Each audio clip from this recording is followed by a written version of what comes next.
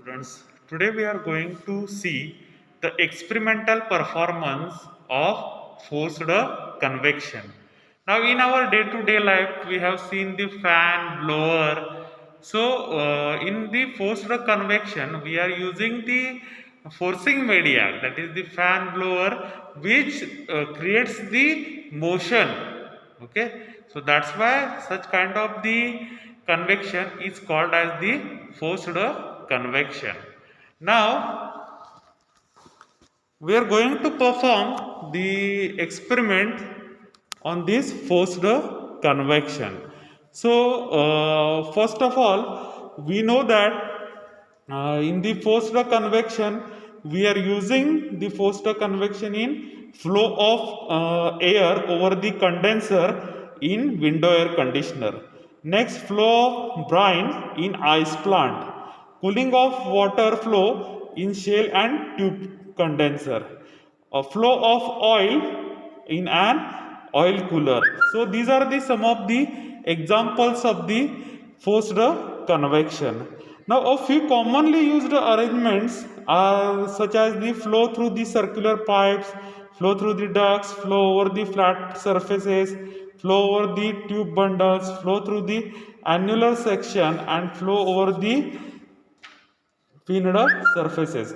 Now you can see this is the experimental setup. Now in this experimental setup consists of the centrifugal blower. If you observe here, this is the centrifugal blower we can show. Now this blower forcing air through circular pipe, a part of which form a test section. So this is the pipe, we are calling it as a test section. Electric heater is covered to cover the length of test section. Now here you can observe the electric heater we have provided in this section, so that the heating will be occurred. So you can see this is heating line and heater is covered here. Now the part of the heat is given to this heater, and this transferred by the conduction over the length of the pipe wall of the test section. Now it is flowing by the forced convection. Now thermocouples T1, T2, T3, these thermocouples are in the pipe wall to measure the pipe wall temperature, and T1 and T6 placed in the air. So air before stem entering and after the test section. So these are the thermocouples we have mounted. So value is used to control the flow rate over the air. So orifice meter section we have provided over here to measure the air, and manometric U-tube is given. A thermostat is used to control the heater input, and the temperature indicator is used to measure the thermocouple output. So this is the simple diagrammatic representation. Now this blower is of centrifugal type. This test section length is the 500 mm. We are indicating it by L. Then inside diameter of the test piece is the 45 mm. Orifice diameter we are getting 17 mm. We have put here orifice, and whose diameter is the 17 mm. Electric heater is fitted with the test section over here. Next, thermostat, which is the 0 to 230 volts and 2 ampere. Next, thermocouples T1 to T6 we have plotted at the enter, and T1 and T6 we have plotted in the entry section and the exit section after the orifice over here. Next, T2, T3, T5 which are mounted over the test section. Next, U-tube manometer is provided here. Next, coefficient of discharge CD of this orifice we are considering 0.6 to 0.58 and density 1000 kg per meter cube. This is the density of the water, because we have taken water over here, and density of air we can take 1.03 kg per meter cube. Now experimental procedure: first on the switch, after that you can on the mains and adjust the flow, or we are going to on the blower. So you can observe here, blower is on, you can see the rotating fins. So with the help of this we can on the blower. Next we are going to switch on the heater.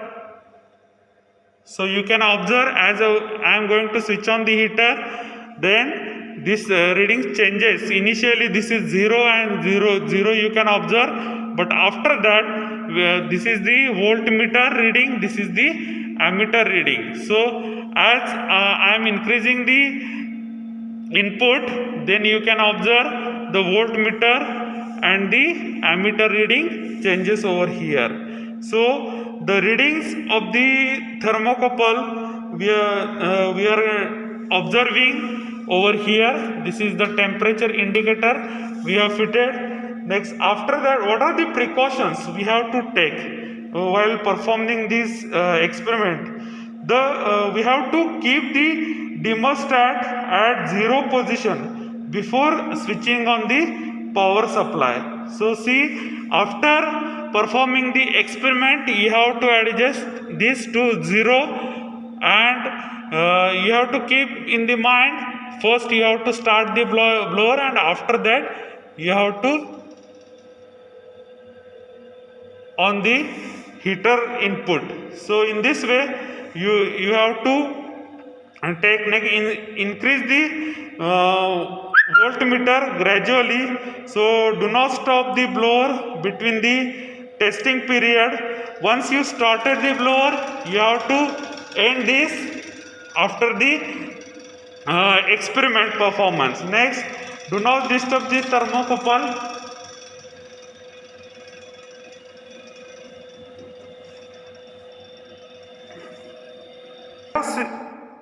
So we have seen the actual experimental setup and how we are going to start.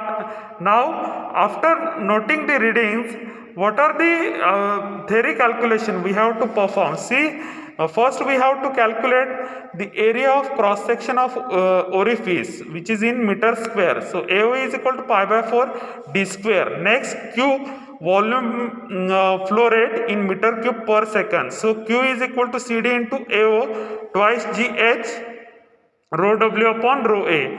So here rho W density of water, as we have discussed, 1000 kg per meter cube. Next, AO area of cross section in meter square. CD coefficient of discharge, which we are going to take in 0.6 to 0.58. Next, density of ambient air 1.03 kg per meter cube. H manometric reading we can observe. Next, mass of flow rate of the air, Ma is equal to Q into rho A. Delta T we can observe. So we can take delta T is equal to T6 minus T1. And QA we can calculate. So TA, how we are going to calculate? T1 plus T6 upon 2. So temperature before the orifice and temperature we can observe here. Temperature so T1 and T6 we can measure, and T1 and T6, as we have discussed, this is the at the entrance and the exit point temperature. So we have taken the mean of this. Next, TS, surface temperature. So we can take the average of surface thermocouples. After that, area we can calculate, and Di is the inner diameter of the test pipe. L is the length of the test section. H is the heat transfer coefficient. So H is equal to Q upon A Ts minus Ta. So here we are going to take the observation. So before we can note down all the observation. Then we are calculating Ts, then we are calculating Ta, Hw we can take. So you can see here, this is the observation table. We can here plot, and one by one we can see how we are going to make the calculation. So first of all, you can observe here in our test section we have plotted T1 to T8. Next we can calculate Ta over here, and after that Hw we can head measure in the manometric, that is 40 mm 0. So we are converting into the Ha, because this is in terms of the water, we have to convert in terms of the air. So rho AHA is equal to rho W HW. Rho A is given, HA we have to find out, density of water is given, HW is given. So HA we have calculated. So volume is equal to CD into area twice G HA. So we are getting the volume of the air flowing over here. Next we have to find the mass.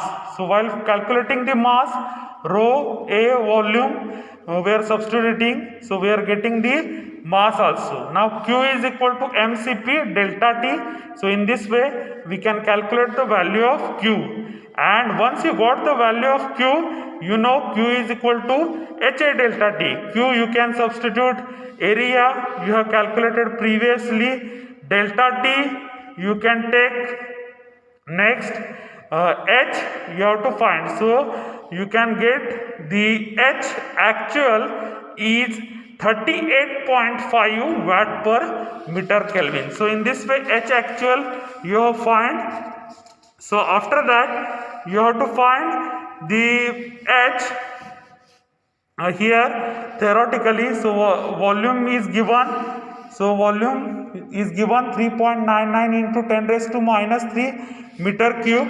Next area you can see pi by 4 d square. Characteristic dimension, that is length, is 45 into 10 raised to minus 3, and nu you have taken from the table, that is 1.702 into 10 raised to minus 5 meter square per second. Reynolds number is given, Re is equal to VL upon nu. Velocity you can calculate, volume upon area. Once you got the velocity, you can calculate the Reynolds number. So velocity you have substituted over here, and length from here, and area you have calculated 1.59. After substitution you are getting Reynolds number is equal to 645014. After calculating the Reynolds number, you have to calculate the Nusselt number. Nusselt number equation, Nu is equal to 0.023 Re raised to 0.8 Pr raised to 0.4. So you have calculated the Nusselt number, and once you got the Nusselt number, Nu is equal to HL by K, and you are getting Nusselt number you have find, length they have given, K also given, so you can easily find the H theoretically. Okay, so you have find H theoretical and the H actual, and so you are observing the results H theoretical and H actual over here. So this is the experimental we have discussed, and we are finding that the conclusion, the heat transfer rate in forced convection is more than the natural convection, because in the natural convection we have observed the 13 and 5, okay, actual and the theoretical. Here we are finding 38, and we are getting the here theoretical is 13, but in case of the natural convection, actual is the 13 and the theoretical is the 5. So in this way we have find the convective heat transfer coefficient in the forced convection